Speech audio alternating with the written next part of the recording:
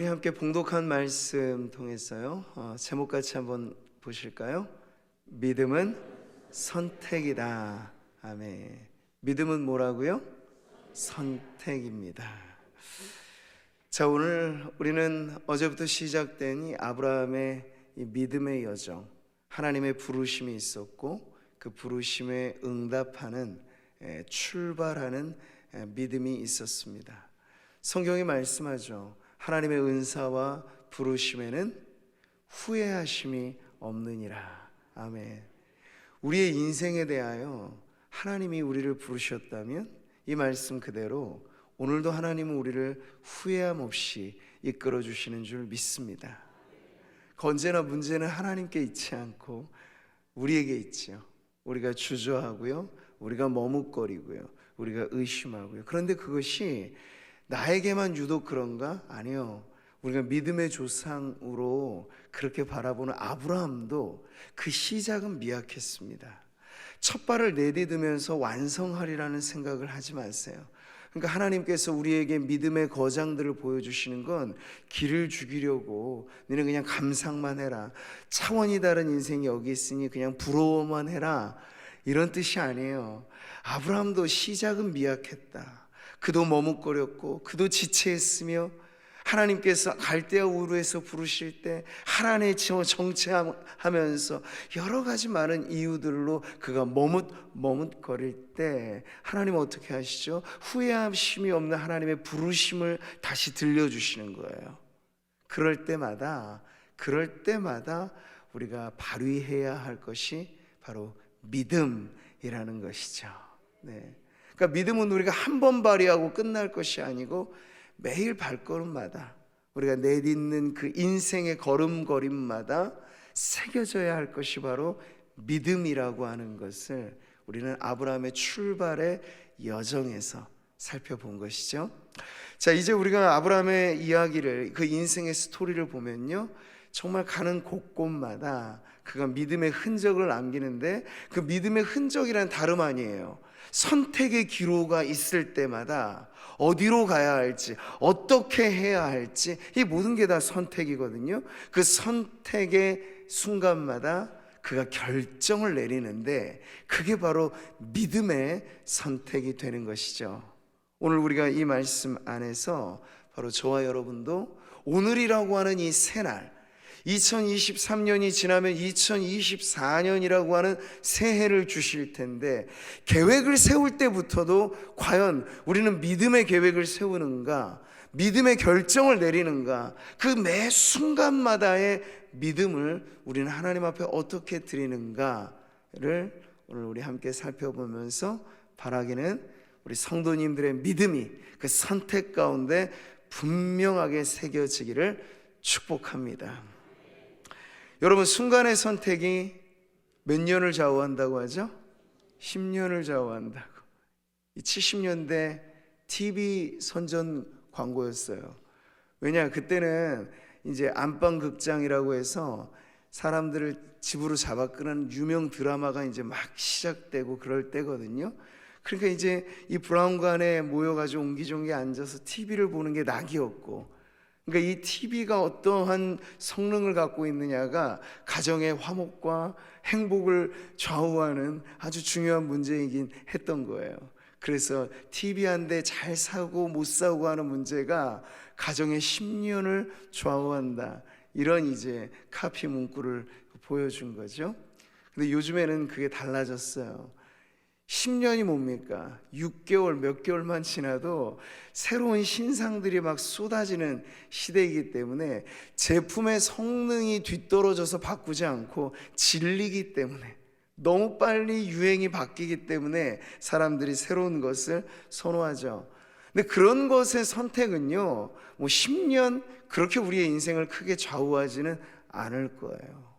내가 무슨 옷을 입느냐, 무슨 밥을 먹느냐가 내 인생 전체를 통틀어 둘 때 크게 중요한 문제가 되지는 않겠죠?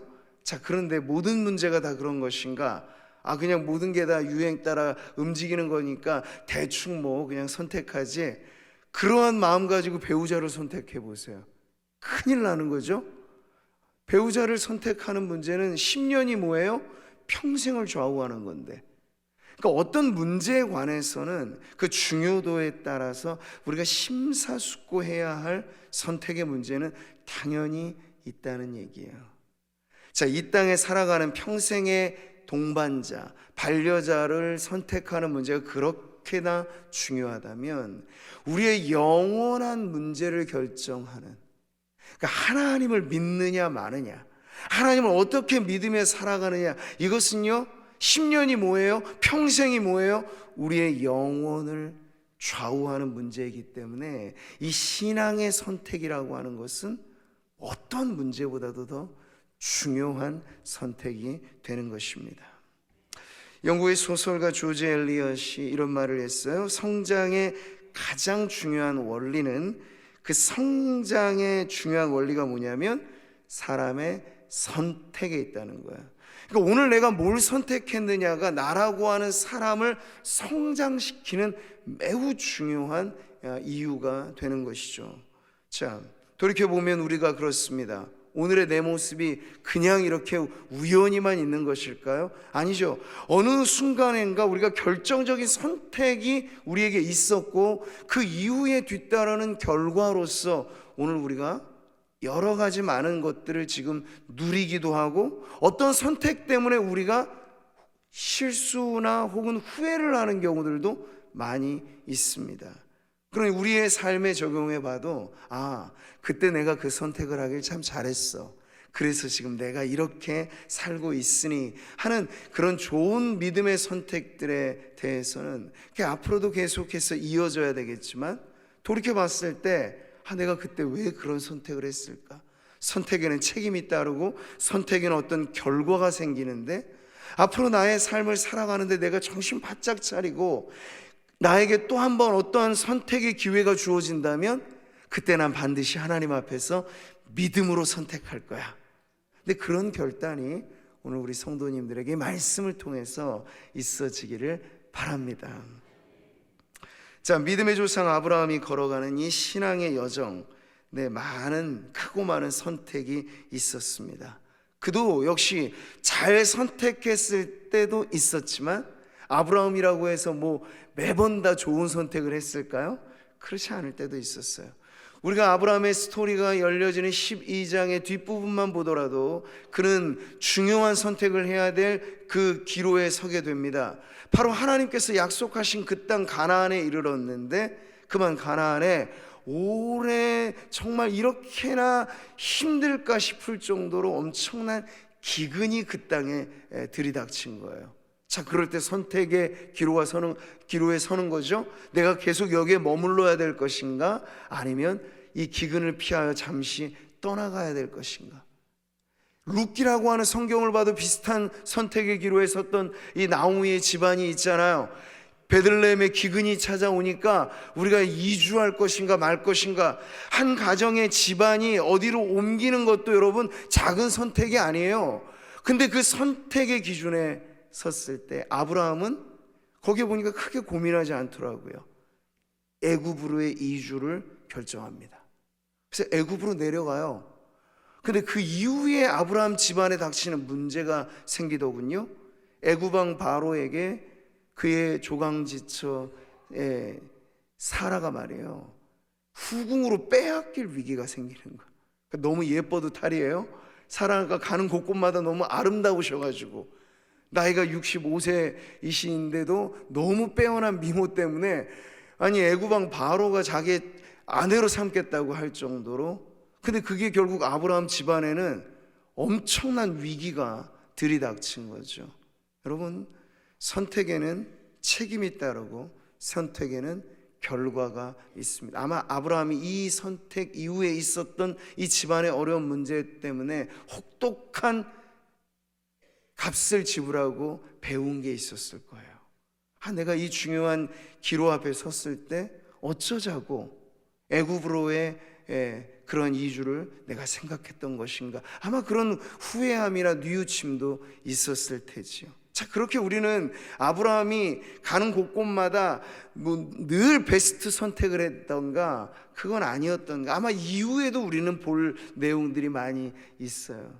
그러니까 우리가 항상 아브라함의 이야기를 봤을 때 완벽한 아브라함을 딱 모셔두고 우리 저렇게 본받아야지, 그게 아니고요, 그렇게 만들어 가시는 하나님을 우리는 보는 것입니다.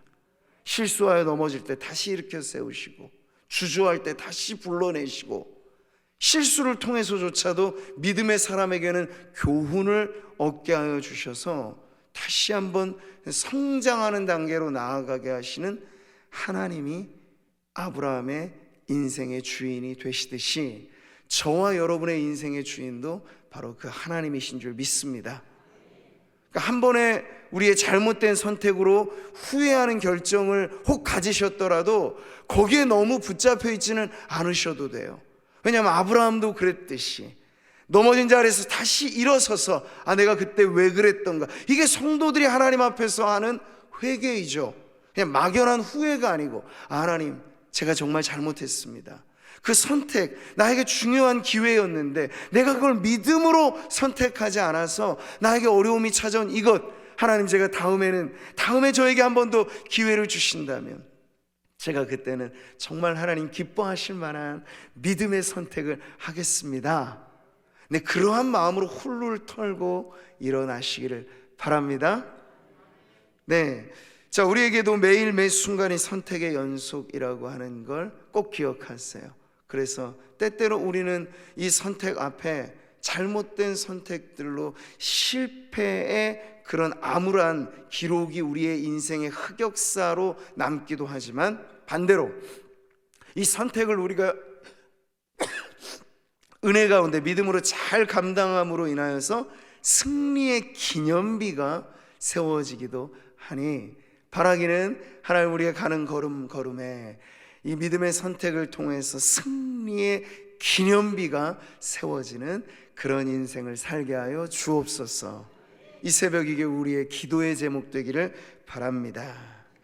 자, 오늘 13장의 말씀을 우리가 보니 또 한 번의 선택의 문제가 아브라함에게 찾아옵니다. 그 발단이 된 문제가 13장 6절에 나오는데요, 우리 다 같이 한번 읽어보시죠. 시작.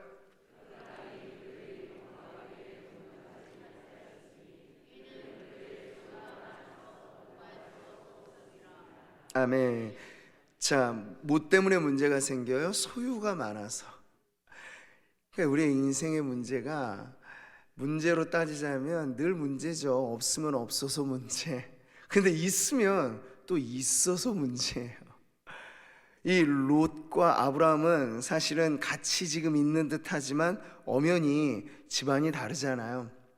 그러니 이 롯의 집안과 아브라함의 집안이 지금 한데 연합해서 살아가고 있는데, 목축업을 하니 목초지는 한정돼 있고 이 두 집안의 소유가 갈수록 늘어간다고 하는 것이 그냥 마냥 행복했던 건 아니에요. 그 좁은 땅 안에서 이제 계속해서 티격태격하는 일들이 생기는 거예요. 아브라함의 이 목자들과 그리고 롯의 목자들 사이에 이거 내 땅이야 네 땅이야 하면서 서로 다툼과 분쟁이, 그 소유권으로 인하여 일어나는 문제가 여기 나오게 됩니다. 자, 그래서 소유가 많아서 생긴 문제이니까 저 배부른 고민이다 생각을 하겠지만, 아브라함은 그 마음으로 너무 지금 불행한 거예요. 아니, 조카하고 내가 이거 가지고 싸워야 되겠어? 이 삼촌은 체면이 서지도 않고, 근데 자꾸만 자기 수하에 있는 이 부하 직원 같은 이 목자들은 이 갈등 문제가 해결되지 않으니까 아브라함에게 그리고 롯에게 찾아와서 계속 이 문제를 하소연하는 거예요. 그러니까 아브라함의 마음이 심한 갈등과 고통이 생겨 결국에는 양단 간의 결정을 내려야 되는 선택에 직면하게 되지요. 이때 여러분, 아브라함은 어떤 선택을 내립니까? 그는 내 소유를 더 늘릴 것인가? 이것은 실익의 문제예요. 소유를 더 확장시키고 이걸 더 내가 움켜쥘 것인가 라고 하는 것은 실제 이익의 문제죠. 근데 아브라함은 과감하게 결정을 해요. 실익의 문제보다는 관계의 기준에 따라서 이 부분에 있어서 내가 조카 롯에게 양보해야 하지라고 하는 그런 결정을 내립니다. 그래서 아주 멋지게 아브라함이 조카에게 한 말, 네가 좌하면 나는 우하고 네가 우하면 나는 좌하리라. 아멘. 이게 아브라함이 한 말이기 때문에 멋지게 들리죠. 근데 만약 우리에게 이런 선택의 문제가 주어진다면 어떻게 할까요? 뭐 집안 사람이니 아니면 동업자니 여러 가지 우리가 이런 비슷한 유의 문제가 생길 수가 있거든요. 그럴 때 아브라함처럼 선뜻 네가 우하면 내가 좌할게, 네가 좌하면 내가 우할게. 그러니까 선택권을 완전히 양보해 버리는 것이거든요. 이게 정말 쉬운 문제가 아니라는 거 우리에게 적용해 보면 알 수 있어요. 그런데 지금 어쨌든 아브라함은 우선적인 선택권 자체를 조카에게 건네주지요. 여기서 우리는 아브라함이 지금 뭔가 믿는 구석이 있는가 싶은 그런 생각이 들어요. 어떻게 이런 결정을 할 수 있는 것이지? 라고 말이죠. 자, 그런데 성경은요, 그 다음에 이어지는 내용에서 삼촌으로부터 이런 제의를 받는 롯이 어떻게 선택하느냐에 대한 이 롯의 결정을 먼저 보여주고 있습니다. 롯도 이것 때문에 힘들었던 건 마찬가지일 거예요. 앞서서 먼저 또 삼촌에게 말하기도 그렇죠. 그렇기 때문에 마음에 늘 이것 가지고 힘들어하고 있던 때에 아브라함이 먼저 선뜻 이 말을 꺼내주고 이 결정을 네가 한번 해보렴 하니까 얼마나 이게 좋은 기회가 그에게 왔겠습니까? 그러니까요, 이 제의를 받은 롯은 두말하지 않고 행동으로 보여줍니다. 이게 10절이에요. 이에 롯이 눈을 들어 요단 지역을 바라본즉 소알까지 온 땅의 물이 넉넉하니. 아니, 어떻게 제가 그걸 선택합니까? 제가 조카인데 마땅히 삼촌이 이것을 먼저 결정하시고 제가 우하시면 좌하고 좌하시면 우해야죠. 이게 마땅한 도리 같은데 전혀 그런 것에 대한 얘기는 없어요. 옳다, 이때다, 기회다, 이제 내 소유를 더 확장시키고. 여기서 보게 되면 롯이라고 하는 인물은 뭘 기준으로 살아가는지가 매우 뚜렷하게 보이는 거죠. 관계가 아니에요. 자신의 실제적인 이익이 매우 중요한 사람이었던 것을 알 수 있죠. 자, 그렇게 해서 롯은 선택을 하는데 여기 아주 중요한 기준이 나와요. 자기 눈으로 바라보는, 그게 롯의 선택의 매우 중요한 기준이었습니다. 그냥 대충 봤다는 얘기는 아니에요. 땅의 정보를 파악했겠고 그 땅의 현재적인 공시지가가 얼마야, 아마 이 오늘로 따지자면 이렇게 세밀하게 관찰해서 야, 저쪽으로 내가 가면 되겠다 하는 그런 전망을 가지고 인간적으로 할 수 있는 치밀한 계획과 관찰하여서 지금 그 땅을 선택한 거예요. 그는 가치 평가를 이렇게 내린 것입니다. 10절 뒷부분에 나오죠. 여호와께서 소돔과 고모라를 멸하시기 전이었으므로. 여호와의 동산 같고, 이게 지금 롯의 눈에 보인 그 땅에 대한 평가인 거예요. 애굽 땅처럼 아주 기름지고 부유한 땅이다 라고 이제 롯이 보았다는 얘기를 하는 거죠. 자, 이 부분에서 이제 우리는 아브라함과 롯의 집안이 갈려지는, 이별하는 그런 대목을 보게 됩니다. 자, 처음에 롯은 그러지 않았잖아요. 갈대아 우르에서부터 먼 이주를 단행할 때 따라왔거든요. 하란에서 다시 이 가나안으로 올 때 따라왔습니다. 근데 그 따라옴의 이유와 동기와 목적이 조금 달랐던 것 같아요. 아브라함과 이 부분이 이제 우리가 아주 중요하게 봐야 될 부분인 거예요. 그런 말이 있습니다. 사람은 평상시에 그 존재가 어떠한지 잘 드러나지 않아요. 좋을 때는 모두가 다 좋아 보이죠. 그러나 위기가 찾아오면 그 사람의 실제 믿음의 정체가 드러납니다. 문제는 그 사람이 어떠한 존재인가를 드러내는 것이에요.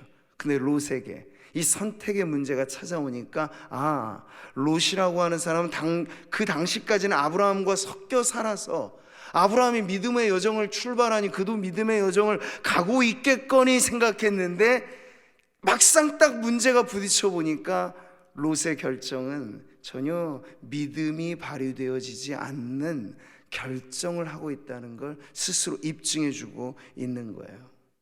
11절입니다. 그러므로 롯이 요단 온 지역을 택하고 롯의 선택, 동으로 옮기니 그들이 서로 떠난지라. 이 믿음의 집안과 믿음이 없는 집안에 갈려지는 이러한 모습을 보여주고 있는 거죠. 이 모든 과정에서 우리는 아브라함을 참 피동적으로 보여요. 롯의 결정에 이제 남아버린 거죠. 네가 우하면 좌할 테니까 남겨진 것이에요. 어느 부분에서 보면 참 아브라함이 똑부러지게 왜 선택을 못하고 저렇게 사서 고생할까 싶기도 해요. 그런데 중요한 건 이 부분에서 우리는 아브라함이 12장 말미에서 그도 선택에 한번 실수를 하기도 하고 인생에 쓰디쓴 교훈을 겪기도 하고 하면서 정말 중요한 건 내가 내 눈으로 보고 내가 계산하고 그래서 내가 선택의 결정권을 가진 것처럼 살아가는 것이 믿음이 아니다라고 하는 걸 아브라함이 배웠던 거예요. 그래서 그는 조카에게 이 선택권을 주지만 믿는 구석이 있다고 했죠. 그 믿는 구석이 뭘까요? 나를 부르신 하나님의 말씀과 약속이 아브라함의 마음을 붙잡고 있었던 것이죠. 두 사람은 함께 있는 듯 했지만 다른 출발이었습니다. 출발부터가 달랐습니다. 4절에 보시면 이에 아브라함이 여호와의 말씀을 따라갔고, 여호와의 말씀을 따라가는 것이 아브라함의 새로운 출발의 믿음이었다면 롯은 어때요? 그와 함께 가는 거예요. 아브라함과 함께 가는 거예요. 근데 이게 좋아 보이기는 하지만 결정적으로 자신의 선택을 해야 될 중요한 순간에 아브라함이 대신해 주진 않잖아요. 여러분, 믿음이란 이런 것입니다. 천국을 가느냐 마느냐의 중요한 결정은 나 대신 부모가 해주지 않아요. 아무리 엄마 뱃속부터 교회에 다녔다고 해도 예수님을 믿느냐 마느냐에 대한 결정적인 문제는 내가 답을 해야 되는 것이지 나 대신 누가 해주지 않습니다. 처음에 좋은 환경에선 우리가 믿음의 공동체 안에 다 있으니 다 믿음 생활 잘 하시겠거니 봅니다. 그러나 문제가 찾아왔잖아요. 코로나라고 하는 문제가 터졌고 경제가 어려우면 문제는 터집니다. 그럴 때 갈려지는 선택을 하는 이들이 생긴다는 거야. 매우 안타깝게도 그 전까지 문제 없을 때는 신앙의 울타리에 있는 것처럼 보였는데 문제가 터지니 내 눈에 보이는 선택으로 갈려져 나가는 이들도 얼마든지 이 지상에 눈에 보이는 교회라고 하는 공동체 안에는 있다는 것을 우리가 보면서 오늘 그렇다면 우리에게 주어지는 매일 매 순간의 선택의 순간 우리는 얼마나 이것이 그냥 선뜻 느껴지는 판단에 따라서 결정해야 할 문제가 아니고 하나님 앞에서 묻고 또 묻고 하나님의 말씀이 성령이 나를 이끄시는 그 부르심에 따라 내가 살아가는 것이 믿음이지 하는 것이 여러분 오늘 이 말씀을 듣는 성도님들의 이 마음에 적용이 되시기를 바랍니다. 시작에서 그랬던 것처럼 우리에게 중요한 선택의 기회가 찾아올 때 언제나 우리를 이끄는 힘은 바로 하나님의 말씀이 되어야 될 줄 믿습니다. 따라해 보겠습니다. 믿음은 선택입니다. 자, 그런 믿음의 선택을 하지 않는 인생은 망망대해 같은 어디로 갈지 모르는 그 바다에 떠있는 작은 돛담배 같은 거예요. 얼마나 위태롭습니까? 그냥 바람이 부는 대로 갈 수밖에 없는 거죠. 근데 성경이 말하는 시편 1편이 말하는 복받은 인생은 달라요. 표류하는 인생이 아니라 뿌리를 내린 인생이에요. 시냇가에 심은 나무같이 말이죠. 그래서 시절을 따라서 걱정하기보다는 시절을 따라 열매를 맺는. 근데 우리의 마음에 바람이 불어요.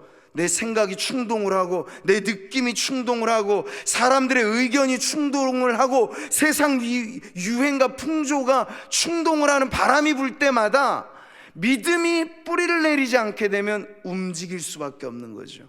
그런 인생에 대하여 시편은 말합니다. 저는 바람에 나는 겨와 같은 인생일 뿐이라고. 여러분, 믿음의 선택이 우리에게 어떠하느냐에 따라서 뿌리 내린 견고한 신앙으로 열매를 맺게 되든지, 아니면 바람 부는 대로 이리저리 표류하는 그러한 인생이 되든지 분명한 결정이 결단 이후에 나오게 된다는 것이죠. 사랑하는 성도 여러분, 오늘 말씀의 결론입니다.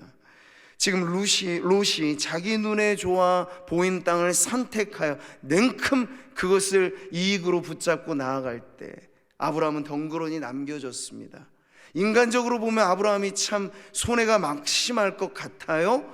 그런데 하나님께서 이때까지는 아무 말씀 안 하시다가 롯이 떠나가기가 무섭게 말씀하기 시작하시죠. 뭐라고 말씀하십니까? 우리 14절 15절 보세요. 롯이 아브라함을 떠난 후에 여호와께서 아브라함에게 이르시되 너는 눈을 들어 너 있는 곳에서 북쪽과 남쪽 그리고 동쪽과 서쪽을 바라보라. 보이는 땅을 내가 너와 내 자손에게 주리니 영원히 이르리라. 아멘. 눈으로 본다고 다 똑같은 것은 아니에요. 롯은 자기 눈으로 봤을 뿐입니다. 자기 생각으로 밝혀서 봤을 뿐이에요. 근데 아브라함도 봤죠. 근데 아브라함이 본 땅은 달라요. 하나님이 보여주신 땅이에요. 이 극명한 차이를 우리는 알아야 합니다.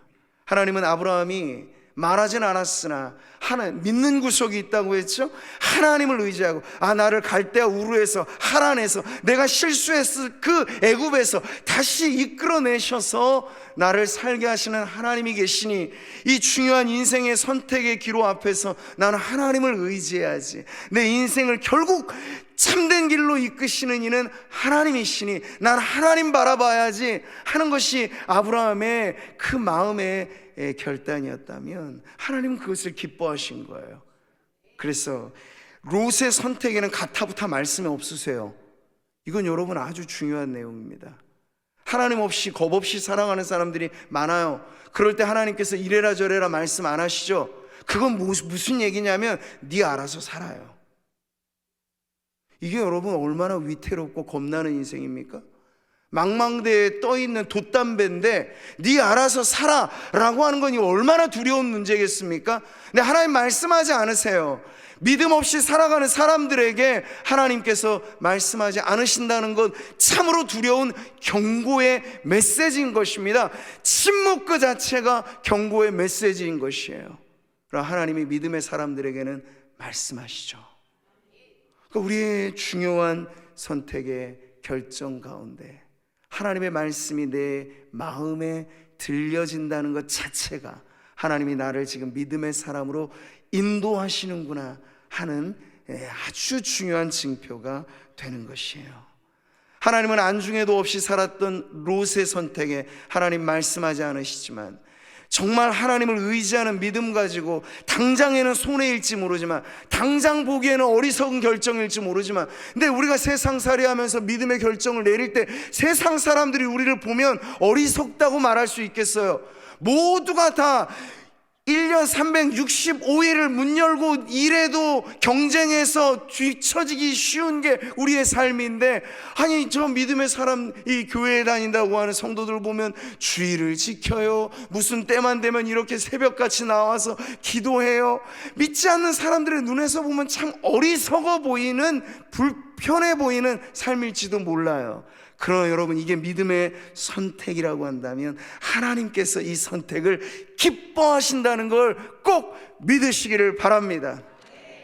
그럴 때 하나님께서 주시는 축복은 롯이 자기가 판단해서 좋아 보이는 땅으로 가서 누렸던 것과는 비교할 수 없는 복이 될 것입니다. 하나님께서 주시는 복은 차원이 다르잖아요. 롯은 한 지점을 향해서 갔을 뿐이에요. 근데 그 지점이 멸망의 땅인 줄도 모르고 냉큼 갔어요. 하지만 하나님께서 남겨놓은 그 아브라함에게는 무슨 복을 주십니까? 야 너는 동과 서를 봐라, 북과 남을 봐라. 뭐예요? 인생의 사방위를 다 보라는 거예요. 가능성의 모든 문들이 다 열려 있다는 거예요. 네가 보는 땅을 내가 줄 거야. 네가 걷는 땅을 내가 줄 거야. 하나님께서 차원이 다른 복으로 우리를 인도하시는 거예요. 우리의 작은 결정이지만 우리가 믿음으로 선택하고 하나님 앞에 나아갈 때 주시는 은혜요 축복인 줄 믿습니다. 오늘 연말연초 특세 이 둘째 날, 한 해를 결산하면서 새해를 앞두고 우리 성도님들의 가정에, 사업처에 많은 계획들을 세우시죠. 지금 내가 계획을 세우는 이 단계에서부터 하나님은 원하세요. 무엇을요? 믿음으로 계획하라고요. 그리고 하나님께서 우리에게 주시는 시시때때로 찾아오는 이 중요한 선택 앞에서 롯과 같이 내 눈에 보기에 좋은 길을 가지 말고 하나님의 말씀 따라 나아가서 하나님이 주시는 차원이 다른 복을 누리며 살아가는 우리 모든 성도님들 되시기를 주님의 이름으로 축복합니다.